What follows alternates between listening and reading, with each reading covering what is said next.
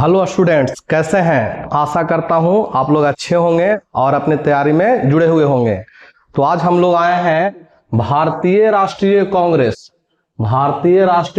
का जितना भी अधिवेशन हुआ था और उनके क्या कौन अध्यक्ष हुए थे और उनमें क्या क्या खासियत थी कि पहले महिला अध्यक्ष कौन थी, जो भी है, जो कि परीक्षा में हूबहू प्रश्न आते हैं और बहुत सारे प्रश्न आते हैं। तो आज का यह जो सेशन है सारे प्रतियोगिता परीक्षाओं के लिए काफी महत्वपूर्ण होने वाली है। तो आइए देखते हैं आज का यह प्यारा सा सेशन। तो आज हम लोग सबसे पहले जानेंगे कि जो कांग्रेस की जो स्थापना हुई थी, यानी भारतीय राष्ट्रीय कांग्रेस का जो प्रमुख अधिवेशन में जो सबसे पहले है वह 1885 का बंबई अधिवेशन है, जिसमें इसी दिन कांग्रेस के 28 दिसंबर 1885 को कांग्रेस की स्थापना एओ ह्यूम के द्वारा की गई थी और उसमें WC बनर्जी यानी बिमलेश चंद्र बनर्जी साहब को अध्यक्ष के रूप में बनाया गया था। और यह कांग्रेस का पहला अधिवेशन था, यानी कांग्रेस का पहला अधिवेशन 1885, कांग्रेस की स्थापना 1885, संस्थापक थे एओ ह्यूम और अध्यक्ष जो बने थे, प्रथम अध्यक्ष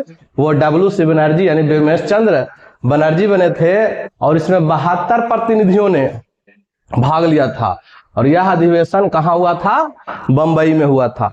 आइए देखते हैं अगला अधिवेशन। अगला अधिवेशन होता है 1886 में। 1886 में होता है कलकत्ता अधिवेशन। 1886 में क्या होता है? कलकत्ता अधिवेशन होता है, जिसकी अध्यक्षता किया था दादा भाई नौरोजी साहब ने किए थे, है ना। अगला अधिवेशन है मद्रास अधिवेशन। मद्रास अधिवेशन 1887 है। यह कांग्रेस का पहला अधिवेशन था जिसकी अध्यक्षता एक मुस्लिम व्यक्ति बदरुद्दीन तैयब जी ने किया था, यानी कांग्रेस के प्रथम मुस्लिम अध्यक्ष कौन हो गए? बदरुद्दीन तैयब जी। अगला देखते हैं। अगला है 1888। 1888 का इलाहाबाद अधिवेशन। यह उत्तर प्रदेश में होने वाला पहला अधिवेशन था, यानी 1888 का जो इलाहाबाद अधिवेशन था वह उत्तर प्रदेश में होने वाला पहला अधिवेशन था। साथ ही साथ किसी अंग्रेज अध्यक्ष जॉर्ज यूले की अध्यक्षता में होने वाला यह पहला अधिवेशन था। यानी पहले अंग्रेज अध्यक्ष कौन थे? कांग्रेस के प्रथम अंग्रेज अध्यक्ष का नाम था जॉर्ज यूले और इन्होंने 1888 के इलाहाबाद अधिवेशन की अध्यक्षता किया था। अगला है 1894 का अधिवेशन जो मद्रास में हुआ था। अल्फ्रेड वेब की अध्यक्षता में हुए कांग्रेस के इस अधिवेशन में कांग्रेस का संविधान का निर्माण हुआ था। यानी 1894 में जो मद्रास अधिवेशन हुआ था उसमें कांग्रेस का रूपरेखा यानी संविधान का निर्माण हुआ था और उसकी अध्यक्षता किया था किसने? अल्फ्रेड वेब ने। आगे देखते हैं 1896 का कलकत्ता अधिवेशन। रहमत उल्लाह की अध्यक्षता में हुए इस अधिवेशन में पहली बार वंदे मातरम गाया गया था। तो प्रश्न पूछता है कि कांग्रेस के किस अधिवेशन में पहली बार वंदे मातरम गाया गया था? तो वह गाया गया था 1896 के कलकत्ता अधिवेशन में। अगला है 1906 का कलकत्ता अधिवेशन। तो दादा भाई नौरोजी की अध्यक्षता में हुए इस अधिवेशन में पहली बार स्वराज शब्द का प्रयोग किया गया था। तो ये सब सारा जो अधिवेशन है केवल इंपॉर्टेंट अधिवेशन को लिया गया है। आगे देखते हैं। अगला है 1907 का सूरत अधिवेशन। यह अधिवेशन काफी मुख्य है। क्यों? क्योंकि इसमें कांग्रेस की विभाजन हो जाता है, यानी कांग्रेस में फूट पड़ता है। तो डॉक्टर रास बिहारी बोस की अध्यक्षता में हुए इस अधिवेशन में ही पहली बार कांग्रेस का विभाजन होता है और यहीं से कांग्रेस में दो अलग दल, गर्म दल और नरम दल में बंट जाते हैं। इसे ही इतिहास में सूरत की फूट के नाम से जानते हैं। तो क्वेश्चन पूछता है कि कांग्रेस का विभाजन किस अधिवेशन में हुआ? तो 1907 के सूरत अधिवेशन में हुआ और इसकी अध्यक्षता किसने की थी? तो डॉक्टर रास बिहारी बोस ने किया था। आगे देखते हैं 1911 का कलकत्ता अधिवेशन। तो पंडित विश्व नारायण धर के अध्यक्षता में हुए इस अधिवेशन में पहली बार भारत का राष्ट्रीय गान जन मन गाया गया था। तो क्वेश्चन पूछता है कि कांग्रेस के किस अधिवेशन में भारत का राष्ट्रगान प्रथम बार जन मन गण गाया गया था? तो 1911 के कलकत्ता अधिवेशन में, जिसकी अध्यक्षता किया था पंडित विश्व नारायण धर ने। आगे है 1915 का बंबई अधिवेशन। 1915 का बंबई अधिवेशन तो सत्येंद्र प्रसन्न सिन्हा की अध्यक्षता में हुए इस अधिवेशन में लॉर्ड वेलिंगटन ने भाग लिया था। लॉर्ड वेलिंगटन ने भाग लिया था 1915 के बंबई अधिवेशन में। आगे देखते हैं,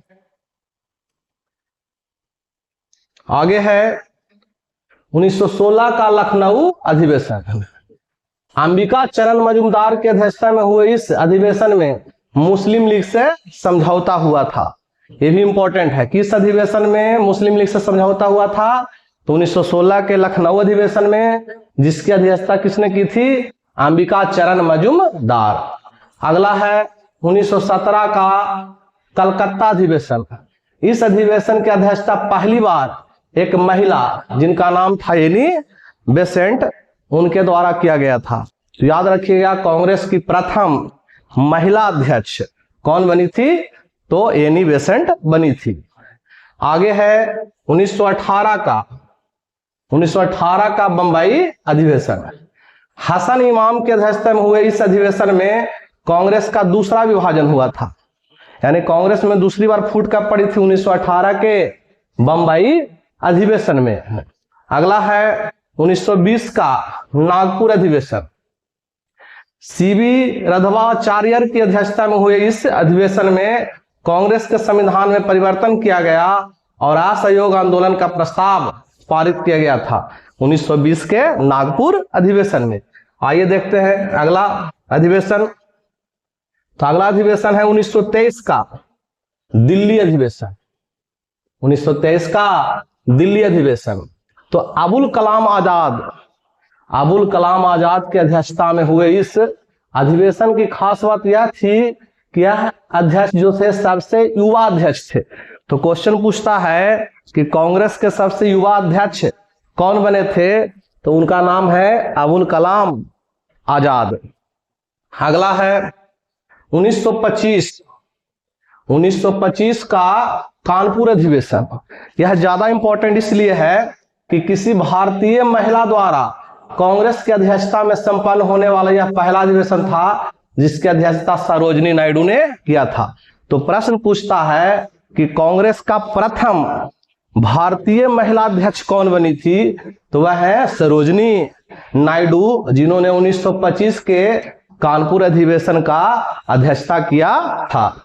आगे है 1926 का गुवाहाटी अधिवेशन। एस श्रीनिवास अयंगर की अध्यक्षता में हुए इस अधिवेशन में कांग्रेस के सभी सदस्यों के लिए खादी के वस्त्र पहनना अनिवार्य कर दिया गया था। प्रश्न बहुत ही इंपॉर्टेंट है कि किस अधिवेशन में कांग्रेस के सभी सदस्य के लिए यह अनिवार्य कर दिया गया था कि उन्हें खादी का वस्त्र पहनना है? तो वह 1926 का गुवाहाटी अधिवेशन था, जिसमें कि एस श्रीनिवास अयंगर ने अध्यक्षता किया था। आगे है 1927 का मद्रास अधिवेशन। M.A. अंसारी के अध्यक्षता में हुए इस अधिवेशन में पूर्ण स्वाधीनता की मांग की गई थी। ये काफी इंपॉर्टेंट प्रश्न है कि कांग्रेस के किस अधिवेशन में पूर्ण स्वतंत्रता की मांग की गई थी? 1927 के मद्रास अधिवेशन में, और जिसकी अध्यक्षता किया था M.A. अंसारी ने। आगे देखते हैं, अगला है 1929 का लाहौर अधिवेशन। तो जवाहरलाल नेहरू के अध्यक्षता में हुए इस अधिवेशन में पूर्ण स्वराज की मांग की गई थी।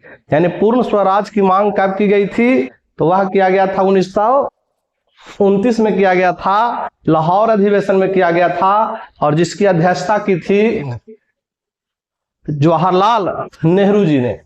आगे है 1931 का कराची अधिवेशन। याद रखिएगा 1931 का कराची अधिवेशन। तो सरदार वल्लभ भाई पटेल की अध्यक्षता में हुए इस अधिवेशन में कांग्रेस के मंच से पहली बार मूल अधिकारों की मांग की गई थी। बहुत ही ज्यादा इंपॉर्टेंट है कि मूल अधिकार की मांग कांग्रेस के किस अधिवेशन में किया गया था, तो वह किया गया था 1931 के कराची अधिवेशन में, जिसकी अध्यक्षता किसने किया था, तो सरदार वल्लभ भाई पटेल जी ने किया था। आगे देखते हैं 1937 का फैजपुर अधिवेशन, तो जवाहरलाल नेहरू की अध्यक्षता में हुए इस अधिवेशन गांव में आयोजित प्रथम अधिवेशन है। क्वेश्चन पूछता है कि कांग्रेस का कौन सा अधिवेशन एक गांव में संपन्न हुआ था, तो वह हुआ था 1937 का फैजपुर अधिवेशन, और जिसकी अध्यक्षता जवाहरलाल नेहरू साहब ने किया था।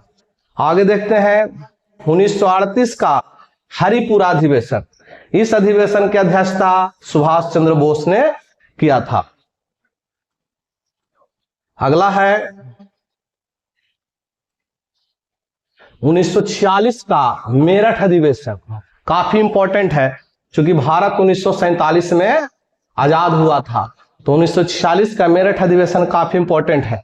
तो जेबी कृपलानी की अध्यक्षता में हुआ यह अधिवेशन आजादी से पहले का अंतिम अधिवेशन था, और आजादी के समय जेबी कृपलानी ही कांग्रेस के अध्यक्ष थे, क्योंकि कांग्रेस के अधिवेशन साल के अंत में कराया जाता है और प्रायः दिसंबर में होता था।